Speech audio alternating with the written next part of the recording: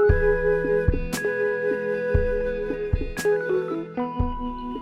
right, everybody. Thank you for joining us today. We are so glad you joined us. Just a few logistics. We do have the question and answer feature on the bottom of your screen. So to all of our attendees, should you have any questions for our panelists, please just drop those in the question and answer. And I will hand it over to Ginger. Thank you, Becca. Good afternoon, everyone. The Alumni Relations Office and Career Development Center are pleased to bring you Job Hunting in a Mass Market. Thank you for joining us. My name is Ginger Freeman, and I am the Director of Alumni Relations. And so for today's panel, we have 3 MTSU alums with us to share their experiences of graduating during a recession. Albeit a pandemic and a recession are not quite the same, but they do have some of the same qualities that you may be going through. Each of them had a different path after graduation. Our hope is that you can gather some information for them to help you reach your post-graduation goals. Also joining me today from Career Development, our first person that came on for you was Becca Crockett.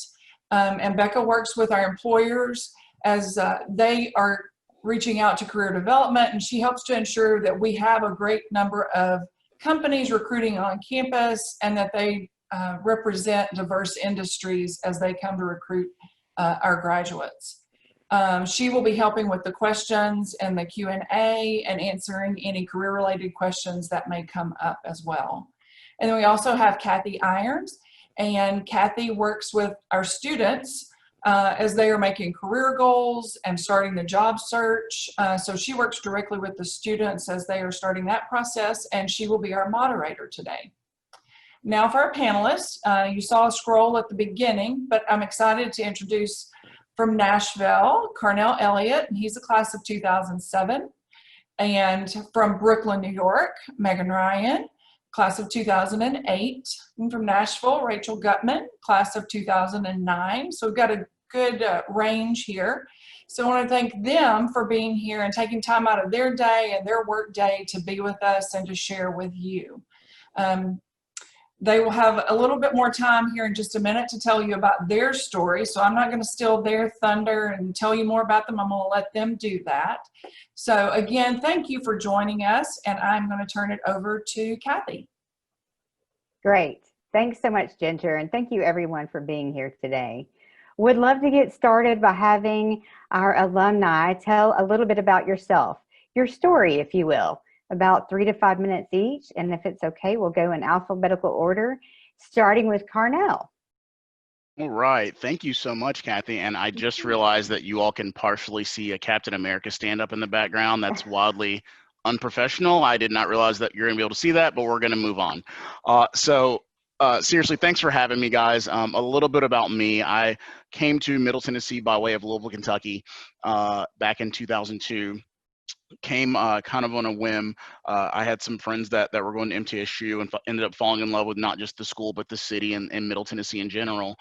Graduated with a political science degree in 2007 and realized slightly before that I had no desire to be a lawyer. So kind of coming out of that, it's, and we're in a recession at that point, looking at, what the job market looked like is I really leaned on my network to figure out what my next steps were.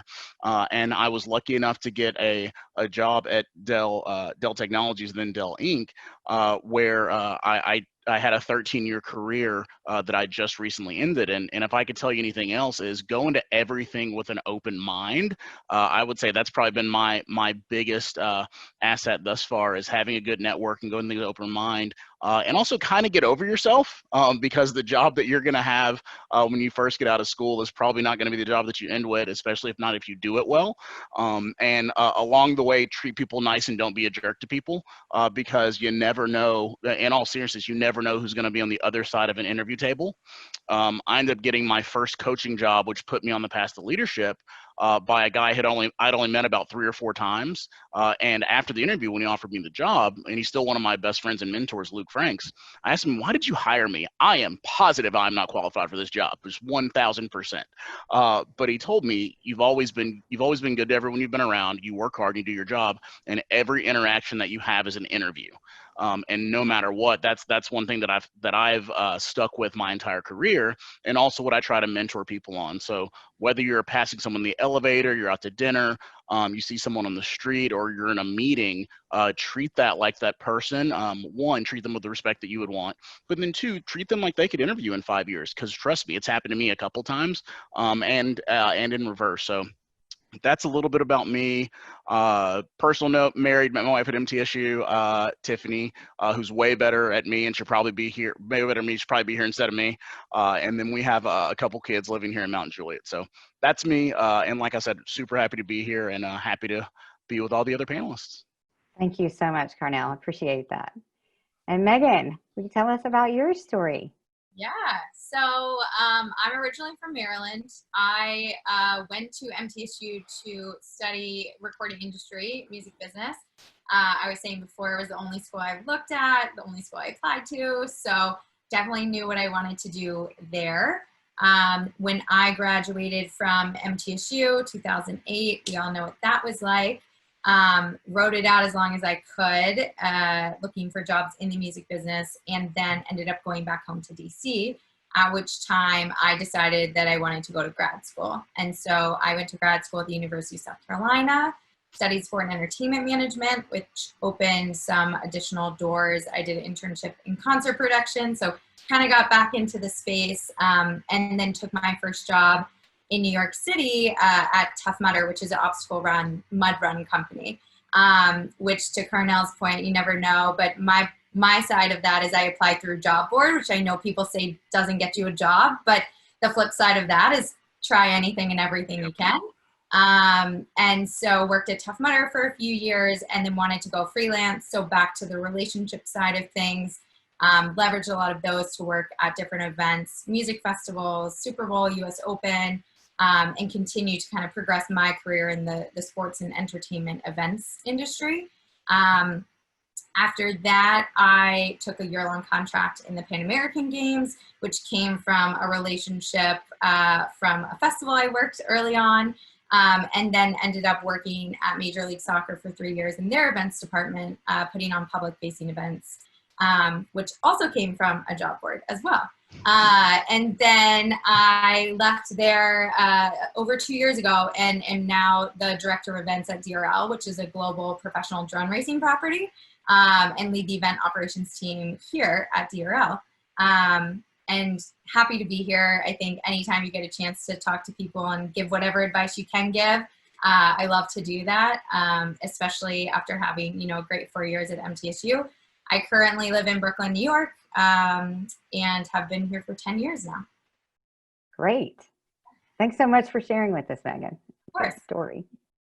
And Rachel, last but not least in any way, tell us about yourself, please. Thank you, Kathy. I am so thrilled to be here today. I always love supporting MTSU. It means so much to me to get to participate. So I started at MTSU in 2005, and my path was to be in the recording industry program. I studied music business. I graduated in 2009. And I was very lucky. I had already planned on going to law school. Thanks to MTSU, I fell in love with entertainment law. It became kind of a thing for me. And so I ended up attending Tulane University Law School in New Orleans, where I graduated from in 2012. Now, by 2012, the recession was still in effect. I would say even at a school like Tulane, about 3/4 of my classmates did not have jobs upon graduation. I was very lucky. I had obtained a 1-year term judicial clerkship with a federal judge in Louisiana. And then after that, I went and joined litigation defense firms, where I was responsible for trying cases for major corporations, insurance companies, and public bodies. Simultaneously with that, I developed a music and entertainment law practice in New Orleans. And I built that out to a point where in 2018, I called one of my former professors from MTSU. Her name is Stephanie Taylor. And I asked her if anyone in Nashville was hiring for entertainment and music law, because I wanted to go and live my dream. And she hired me on the phone on the spot. I am now her law partner. For real. It's kind of crazy, isn't it? And so I'm now her law partner. Yes, it is one of my undergraduate professors from MTSU. It's one of the many reasons I'm so grateful for MTSU. She still hasn't seen my resume. Have no clue how I'm employed. I'm kidding, by the way. And I just feel lucky every day of my life to get to live my dream. Now, to give you all some more background, I am married. My husband is also an MTSU Department of Recording Industry graduate. He is an audio engineer. He's actually in the studio right now on Music Row in Nashville. We feel very lucky and grateful for every opportunity that MTSU has provided to us. And we feel very strongly about giving back in whatever way we can. The number one thing that I can just tell all of you from my experience in life is the importance of hard work and relationships. I cannot tell you enough that you have to put in the work, you have to put in the time, you have to put in the energy and the effort, and you have to maintain and build positive relationships, because that is how I do what I do now. And my career at this point would never have happened but for MTSU and the relationships that I formed there. So I'm really glad to be here, and I look forward to sharing my experiences with all of you.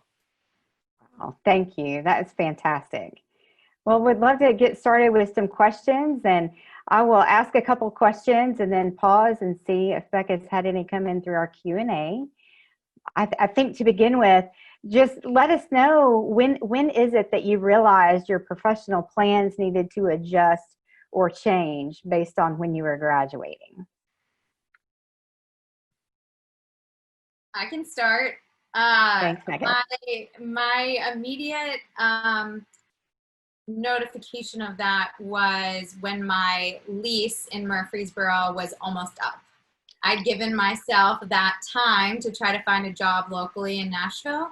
And I went back and looked actually and prepped for this, and, you know, started casually applying in January before I graduated, and applied all the way up, even when I ended up moving home after graduation and had not found a job. And at that point, you know, thankfully my parents let me come back home and got to go and do that. And that's when I think it set in that I wasn't going to find a role in Nashville, the one that I wanted. And so I needed to start figuring out what I wanted to do. Thank you. Yeah, very, very similarly for me, once I decided that I didn't want to go to law school, primarily because everything Rachel said sounded really hard. That sounded really difficult.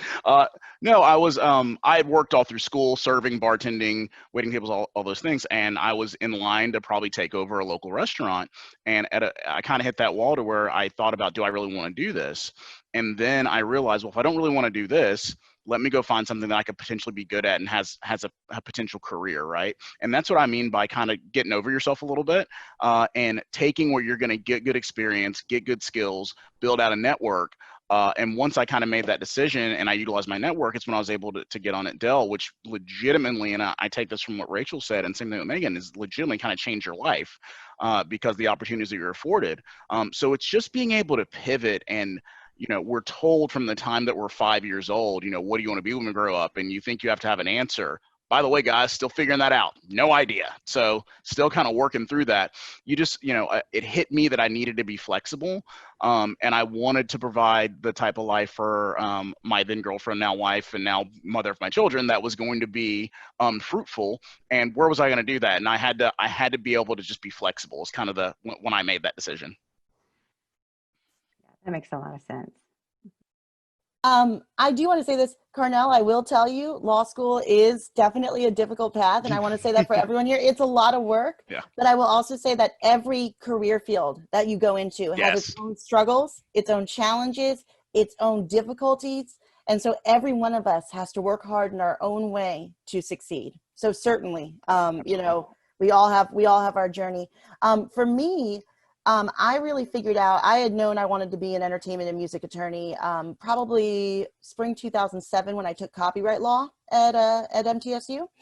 And so for me, it was a situation of meeting a lot of people who practice entertainment law in Nashville. A lot of them still happen to be, now happen to be my colleagues instead of like mentors and internship supervisors. So it's kind of fun now when I get on a call with one of my former internship supervisors and now we work together. But what I will say is I figured out very quickly that the market for entertainment lawyers was very narrow. And with the recession, it was much more difficult to get in. And so what I did was I strategized on how to make myself as marketable as possible and to give myself as many experiences as possible to make myself valuable to employers. And so part of my strategy was, and this was based on going to law school. So for those of you who want to go to law school or graduate school, this is a strategy point to consider. Part of my strategy was grades and, honors. Let's be honest. Every first job they love to see, especially with law school, they love to see top 10%, law review, all those little fun details. So I structured all of that out for the first job. And then from there, the real move was learning how to practice law and learning how to be a lawyer. And so for me, it was learning the ropes, being able to learn, handle files and clients completely on my own, and really picking up the skill sets I needed to pivot and go into my dream. I will also mention, just because I think everyone should know this too, with my husband being an audio engineer, there were certain things that we did to advance his career as well. We worked very hard to get him into some amazing recording studios, both in New Orleans and here in Nashville. And a lot of the strategy there was, how do we break through and how do we show that we provide value? So really adding value and figuring out how to pivot in a way where the pivot can build a foundation for your future goals is what we did and how we thought it through, both my husband and I. That is great advice. I find myself telling students, especially right now, any experience is better than no experience. And just to summarize how you so eloquently put it, building those skills and adding value. So I would love to hear, who is your greatest supporter? Oh, for me, it was 100% my wife, without which I would probably be gainfully unemployed.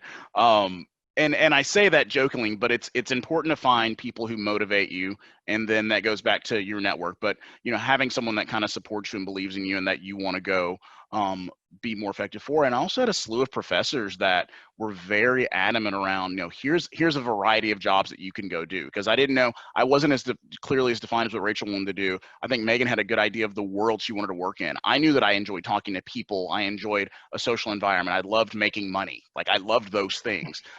Those are things that I really enjoy.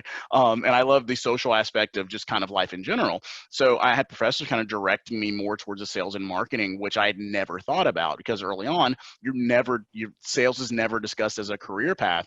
But once I kind of made that decision, even after the first couple of years at Dell, I was able to use kind of the motivation from Tiffany and the things I garnered from other people and working throughout school to really define my career path, to where I went from walking in the door and not really knowing a ton about technology or computers and building a 13-year career, and now the vice president of an inside sales company for healthcare. So I'm learning all over again, but it's very much so around, where does that motivation come from? Just finding a camp that believes in you. Like, especially right now, guys, things are weird. Okay, we all need kind of a tribe to support us. So that for me, that was it. Yeah, I mean, for me, super cliche, but definitely my parents. When you're graduating from school, one, they let me come home.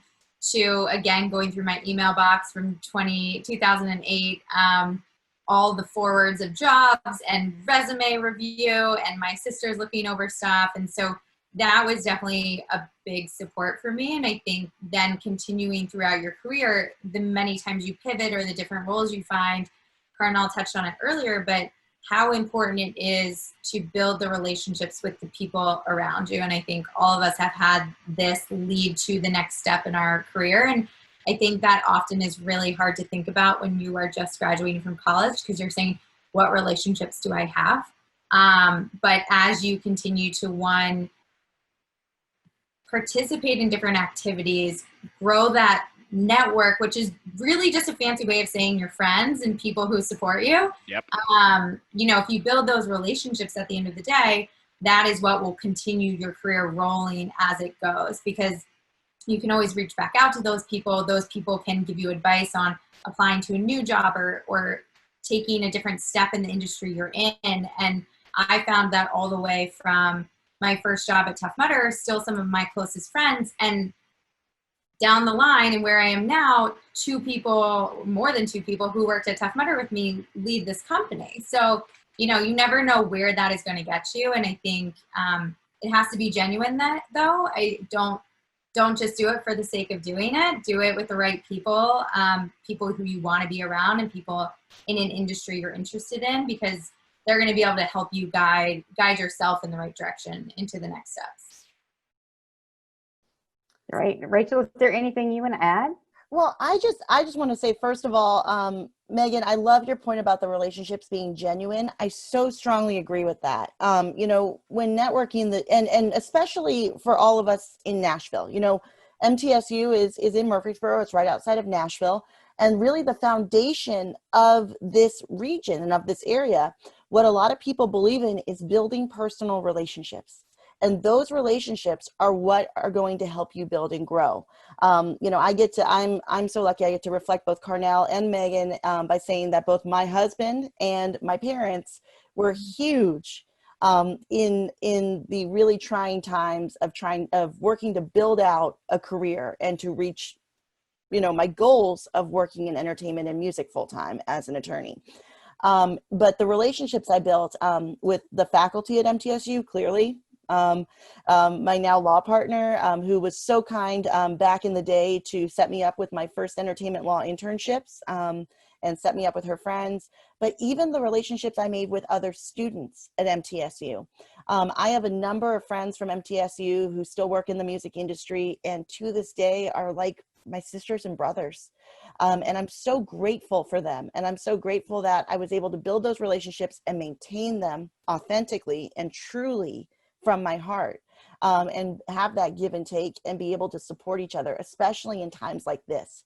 And so the one other thing I do want to throw in is be kind to each other, give each other grace, and give others grace, especially potential employers, potential internships, because right now is a very tough time for a lot of professionals, especially professionals like Carnell who have children.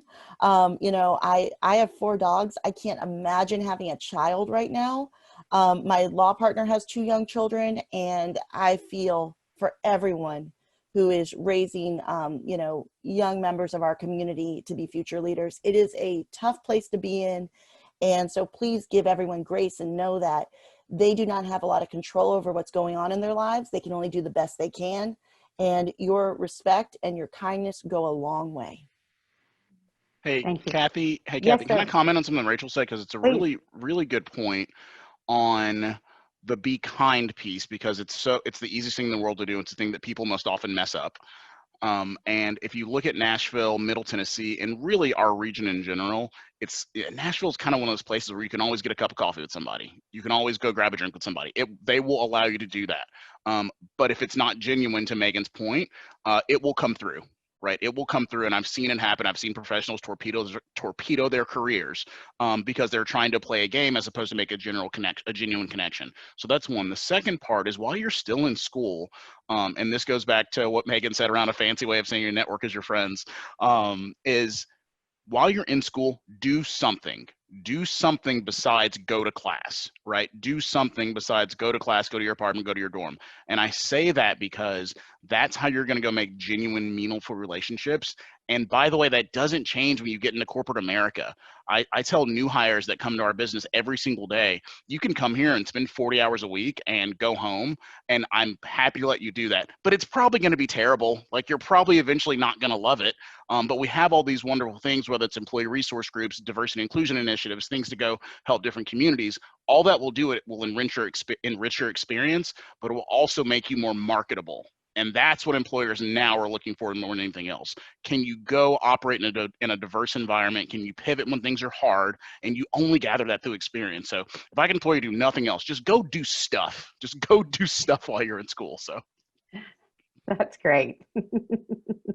Megan, did you want to add anything else? No, I support all of that. Okay. I doing the most stuff. There's a ton of people. I remember my mom reached out to me and said, can you talk to this kid? He's graduating from school. He wants some advice. And I was like, what does he need advice on? She's like, what to do now? I was like, well, what has he done?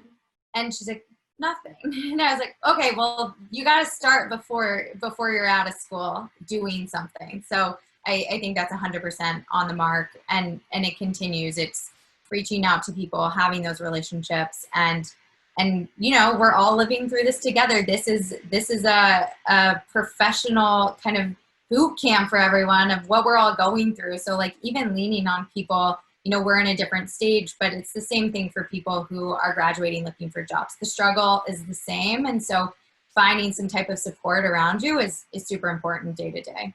Yes, agreed. And I'm hearing some themes today that I'll echo, and then want to remind the audience to use the Q&A function to send any questions to our panelists. So what I'm hearing is that the number one thing that seems to have been impactful in your academic as well as your professional life is relationships. So we know human connections are powerful, essential for a myriad of reasons.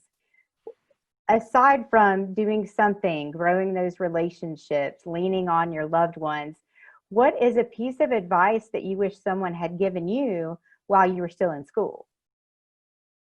If I could step in on that. So when I was coming up as an attorney, and I was a young lawyer and a law student, there were not a lot of people who had been through a recession as severe as what occurred in 2008. And so a lot of people didn't really know what to say or how to even advise me on, you know, how I reach my goals. And so having come from that position and having, you know, come into my dream job and looking back, I want to give everyone this piece of advice, because I think that this is what I wish somebody had said to me. It's going to be okay. It's going to be okay. Nobody ever said that to me, or at least I don't remember it, but maybe my brain was just going a million miles an hour. But, you know, you put in the work, you put in the time. Yes, your journey and your path are going to be longer and they're going to be harder. And it's not going to be what you envisioned maybe when you were 18 or when you were 16 or 12. But what I will tell you is that you will get there if you put in the time, if you're kind, if you build relationships, if you're authentic, if you put together all those pieces of the puzzle, you know, it will be okay. And even if you don't end up doing that you intend to do right now, life is about all the different paths that come your way. And it's all about enjoying the journey and enjoying the learning experience that you're getting from life. And so I wish I had heard that because I focused and fixated a lot on, oh, I'm so behind. I can't get to this point. I can't reach where I want to be. But it's not that. I did so many things to build my career to the place it is that I tell people all the time, I'm so grateful I got to be a litigator because I learned who I wanted to be personally and professionally. I learned how I wanted to conduct myself, and I learned the way I like to do business with honesty and integrity. And so all of those experiences that I had made me who I am today. And that journey and that path I went down was tough. And at times very sad and at times very hard. And it still will be. Every day is an up and down. Let's be real. It's business. We all know that. But if you can remind yourself that at the end of the day, it will be okay. You will find something. You will find something that ignites your passion and your heart and your spirit. Then that should be the thing to keep in mind. Yeah, I can follow that because I totally agree. I think the notion that the first job doesn't have to be your dream job. When we graduated, I think one of the big messages at that time was, you know, you're going to get your first job and you need to stay there for a few years to really like say that you have a professional career. And that's just not true. You know, if you work really hard for 1 year at a job, make connections, prove your worth, prove that you can move on to another job, that's okay. And I think for us, it was a lot of looking for the right thing and the dream job and all of that, and taking a step back to say, it doesn't necessarily have to be your perfect dream job, the right job. It just has to be what you need to do for right now. And that, to Rachel's point, is going to start to lead you to the path that you want to be on eventually. But and you don't have to stay there forever. You don't have to stay there for 10 years. Your parents might have done that. They might have still be at their jobs that they had, you know, but this is a new world. And I think if you put in the time, energy, and hard work, that is 100% okay. And that is acceptable. So don't stress about having to be perfect right away, because it's not going to be perfect. Yeah, and to follow up these amazing women and what they just called out, the thing that I wish that people told me, and I now try to tell people that I mentor, is things are never as bad as they seem, and they're never as bad as they're never bad for everyone at once, because math. They're just not. It's mathematically impossible for everything to be bad for everyone at once. So to all the things we said about pivoting and networking, all those things, is take a second to evaluate a situation, and you can do this industry by industry. If one part of your industry is going down, another part of your industry is coming up. That is always going to happen, right? So how do you go attack and never be the person that's going to let things happen to you, but happen to the business, happen to the world, right? It's mathematically impossible for everything to be awful. It's just not a thing that can happen, right? So serious things are going to happen, bad things are going to happen, and if you allow them to happen to you and you allow to wallow in that, then you will fail, right?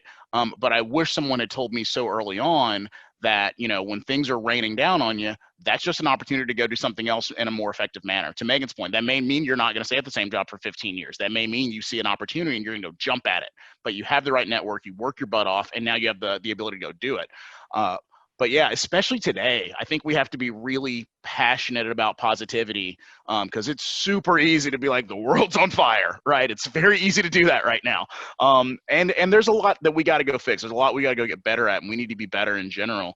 But that doesn't mean there's not opportunity. There absolutely is every single day. So. Thank you. Appreciate your perspective, Carnell. We do have a couple of audience questions. The first one, how do you recommend getting those extracurriculars, those activities, and making connections in our socially distant world? What advice do you have for that? I actually, if I could step in on this one, I do this a lot. And just so everyone understands, I am constantly networking still.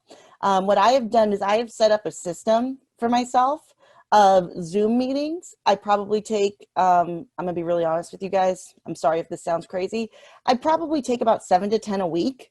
I also, let's just be honest, I'm stuck at home, so I don't stop working, because what else am I going to do besides my cute dogs and playing with them?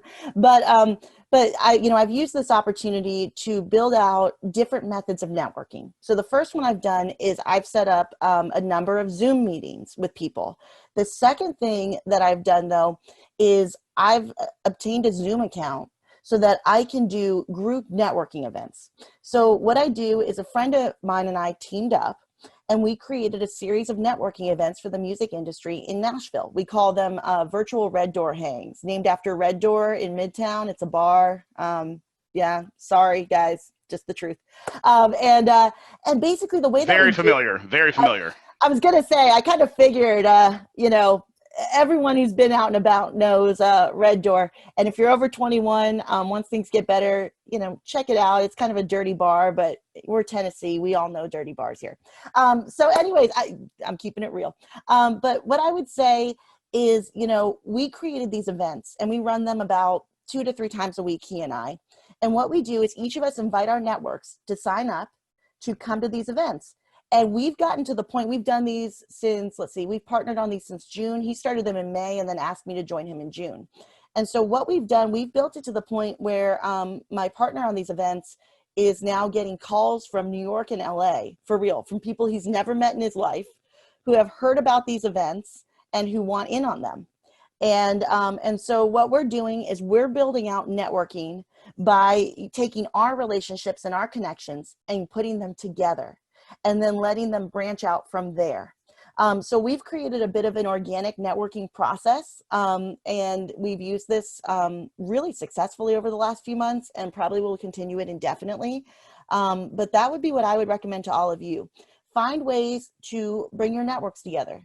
Call up your 5 best friends and say, do you want to invite some of your friends that I might not know who are in this field to come join us for an online happy hour, or online coffee, or online just hang? But that's what I've been doing, and it has worked wonders. And truly, it has been an incredible experience that I'm really grateful for. So just wanted to throw that in. That's what I've been doing, at least. Wonderful. That's amazing to hear about the growth as well.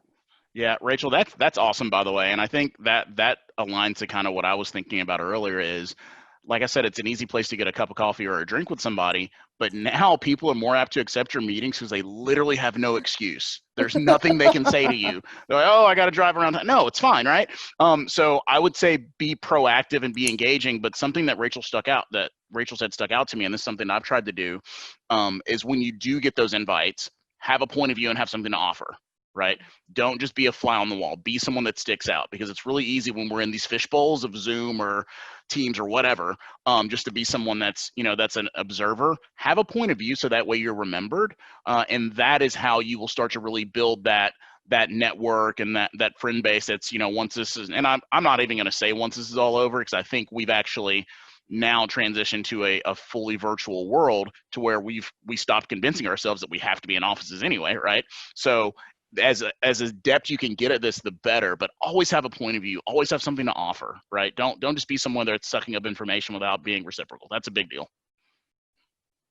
Thank you. Megan, do you want to add to that?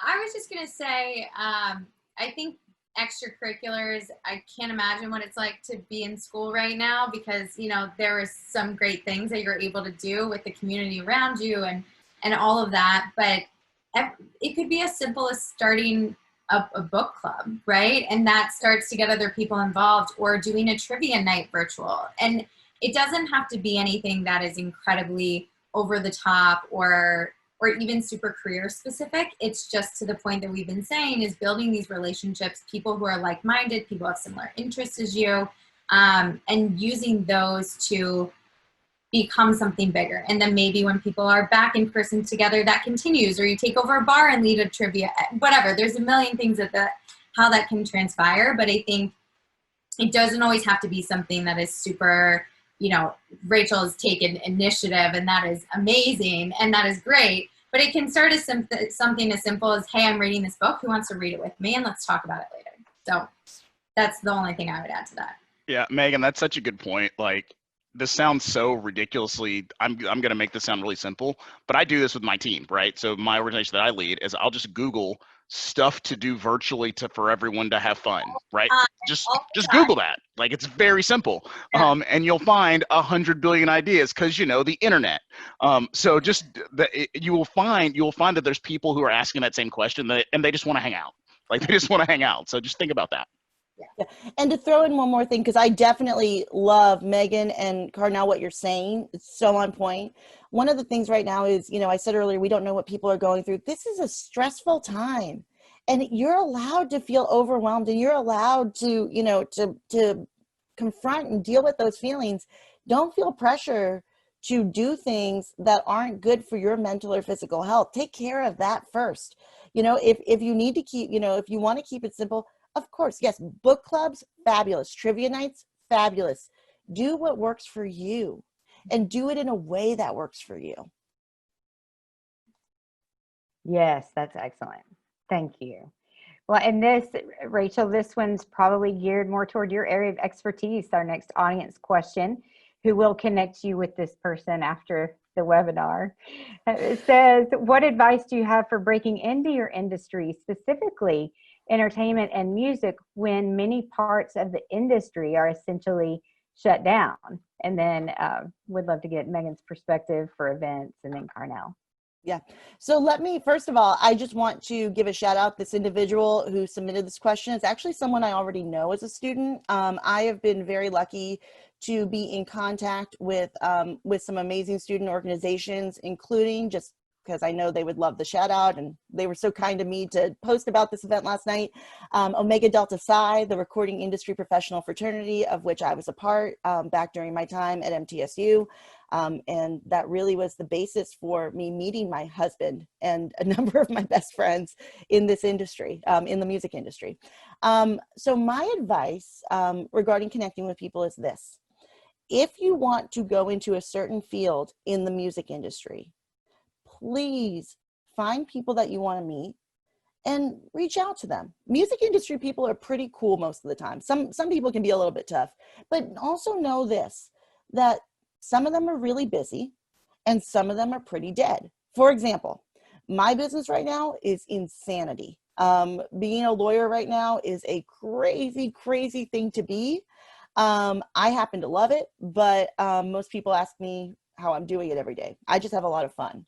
But find people, for example, like if you want to be a booking agent, first of all, the agencies are kind of slow, but second of all, a lot of people have been furloughed or laid off. Their email addresses might not be good.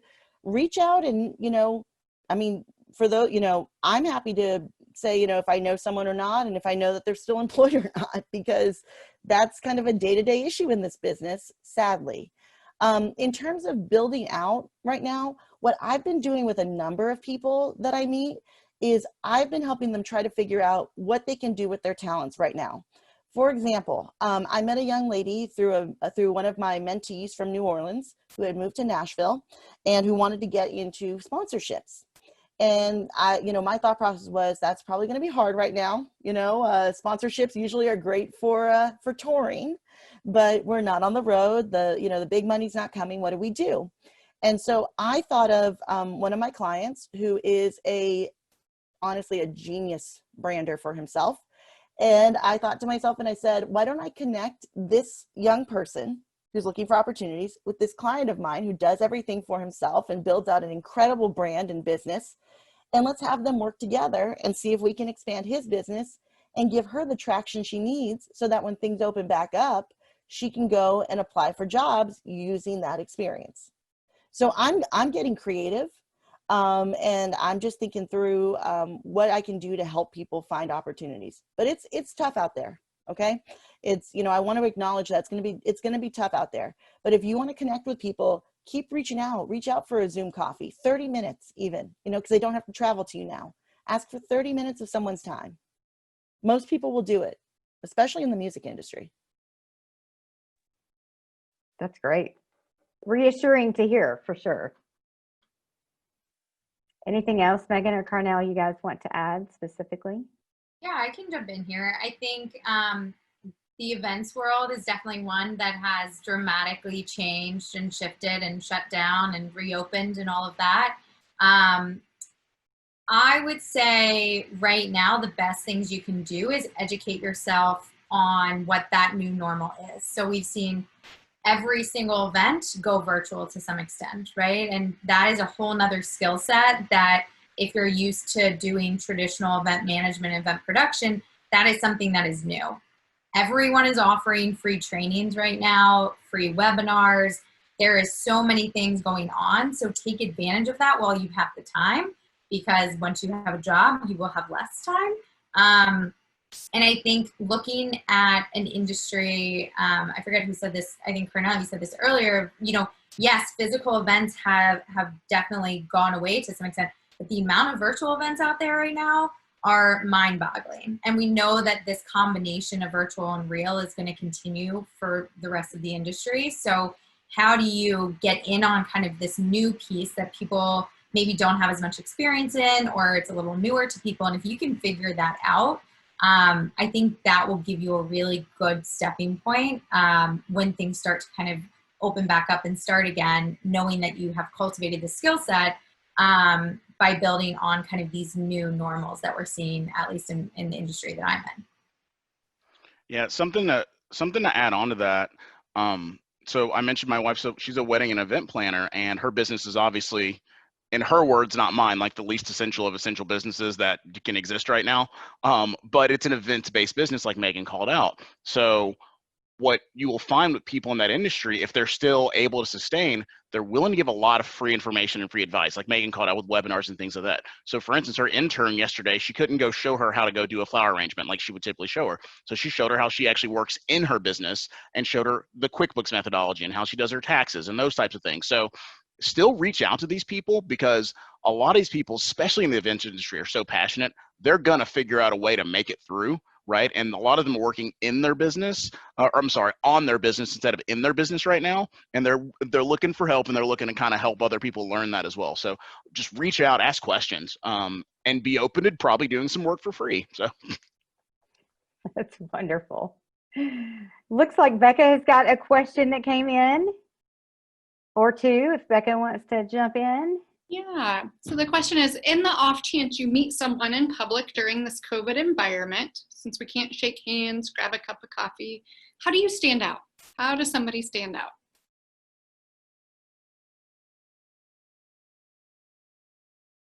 I'm happy to do that. One, this is me personally. I make a joke of the entire situation of like I would typically hug you, but I can't because then we're all going to get arrested, so I can't do that. But in all seriousness, it goes back to just good interpersonal skills. And look, if someone's coming to me for advice, I know they're there to ask me questions and they're there to take information. But you can tell when someone's genuinely listening and actively listening and asking good questions, and someone that's prepared, right? So if you come across somebody in public, and they really want to kind of pick your brain, you can just tell by the way that they come across, right? And they're also not doing all of the talking; they're actually listening, right? And they're taking down information. And I know we keep saying this, guys, and I bet everyone thinks we're just full of crap, but it's just be nice. It's so easy. Like be nice and be attentive. In my world, I mean, I've worked in sales for the better part of my life, and I've met so many people that miss out on opportunities because they're short and they want to get to the next thing, or they don't think this person's gonna something's gonna come of it right now, and that's just missed opportunity, right? So be nice, actively listen, and really be an active participant. That's what I would say. So. And I think just to add on to that, I definitely agree, and I think it's coming prepared. If you are going to ask for someone's time, come prepared with what you want to get out of this. I know we said this earlier, but there's been a lot of times where people are like, hey, can I talk to you? And it's like, absolutely. And then it's like, so tell me about yourself. And I'm like, well, did you come to hear about me? Like, let's talk about what you want to get answered. Let's talk about how I can help you, because we know that that's what it is. And so I think making sure you're really thoughtful about that is very important. And honestly, it's a weird question about how to stand out, because, you know, if you put in your time, if you are nice, if you're doing all those things, you will stand out, you know? And one of the first things I ever learned about hiring people, the last litmus test should be like, would you want to get a beer with them? You know, can you just sit at a bar and have a conversation? And if you're doing that, that's enough. You know, you don't need to go above and beyond to do all these crazy things. Come prepared, be nice, have a conversation, and do your homework on what you want to leave that conversation with. Just to add one more thing, I want to take this off of what Carnell said. He made a comment about, you know, sometimes people connect and then something's not coming right now, and so, you know, it's a wash. In business, I don't care if it's the music industry or any other area of business, you are playing a long relationship game. It's not about right now. It's about maybe 10 years from now. You know, I've had situations where people were my friends in college and now I'm their attorney. I've had situations where business was slow for someone. They were building up. They couldn't really pay me. I helped them out. And 5 years down the road, they're making enough money where I'm getting fairly compensated. It's a long game and it's a build out. And a lot of the thought processes right now, you know, as I'm saying this, you know, one of the things to think through is being in business for yourself, you know, thinking about how you individually can build yourself into business and how you can make yourself valuable to business. So I think that is just a critical piece. But one more thing I do want to throw in, to stand out, I've come up with a couple of elevator speeches over the years where sometimes I meet, you know, high-level music industry professionals, or this used to happen pre-COVID. I would meet high-level music industry professionals at various events. I would think to myself, I want to know that person. I want to go to lunch with them. How do I convince this person to you know, connect with me? And so I would listen, like if they were a presenter, I would listen to what they said. I would take in that information. I would take some notes.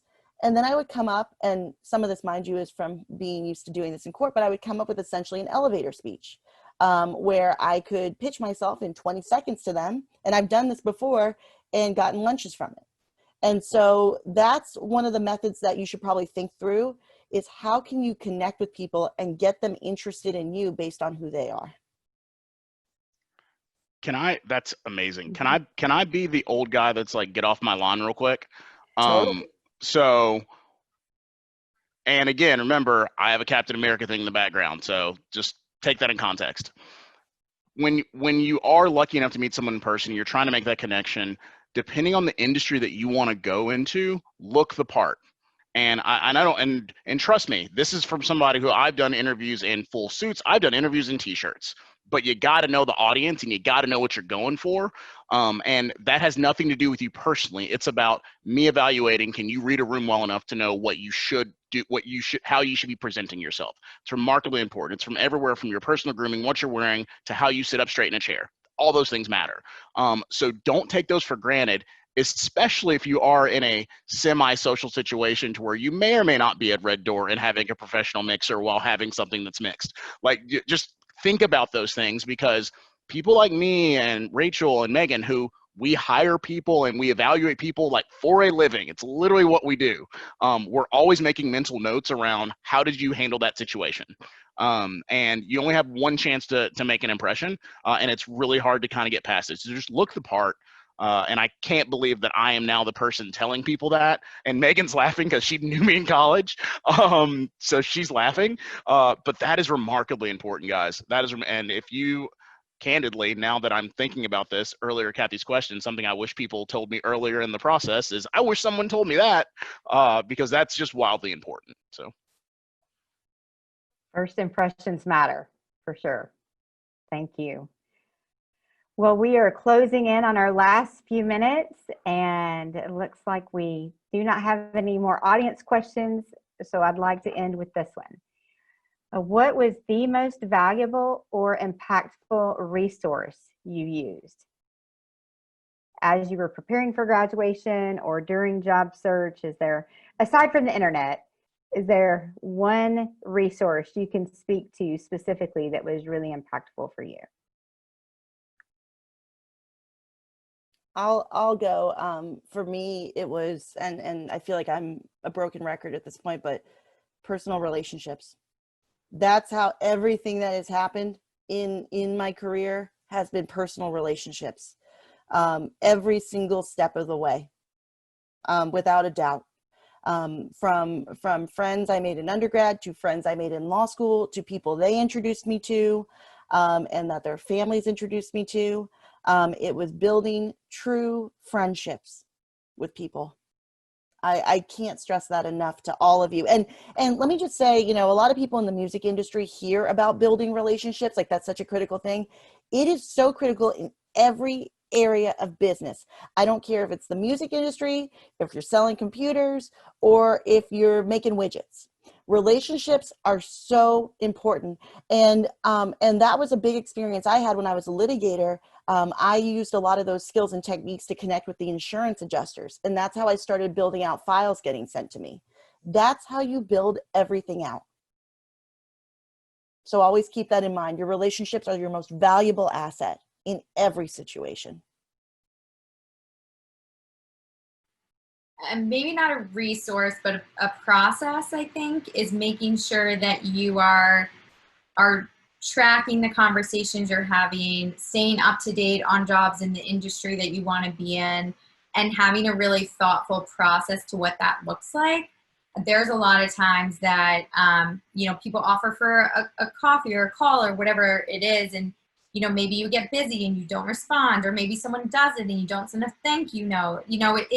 Part of the process is knowing what it looks like all the way through, staying organized and making sure that you follow through on those things. Because as we talked about relationships, part of that is you just don't want to ghost someone and they never hear from you again. You want to at least make sure, as much as a first impression is really important, a last impression is really important too. So making sure throughout that process you are staying organized so you can track these conversations, track the thank you notes you send out. Tracking your job search process is really important because it's easy to get overwhelmed with everything that's going on. So make sure you have something that works for you to make sure you know that you're following through on everything that's going on. I can't add a lot to what both of them said because they're both smarter than me. But what I will say, and this is really tied to really what both of them said, is when you're building those relationships, when you're dealing with those folks, when you have your process, the thing that really helped me the most was the people that I was meeting with and asking about the job that I wanted to have, is I actually listened to them. I actually did what they told me to do. I did the research that made sense to help me get the job that I wanted. So many times we go and, especially coming out of college, we think we know absolutely everything. And I'm just gonna tell you guys, we don't know anything. We don't know anything, like nothing, whatever, at all. But what I will tell you is really take what they're saying to heart, write it down, put it in a process, however your brain works, so you can refer to it. Because that will be the most critical part to you, not only keeping that relationship, but moving forward in your career. So listen, don't be a jerk, and be nice to people. So. Awesome. Thank you so much to our wonderful panelists, Megan, Rachel, and Carnell, for your time today.